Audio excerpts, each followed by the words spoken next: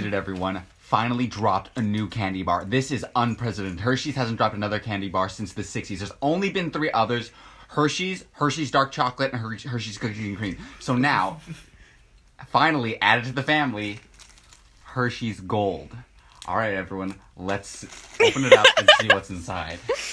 All right, so if we look at the packaging, we can see that unlike a regular Hershey's bar, it looks to be segmented in a different kind of pattern. It's not uniform. It kind of looks like Tetris a little bit, and I think that's kind of cool. You know, it gives it a little, like, a different kind of vibe.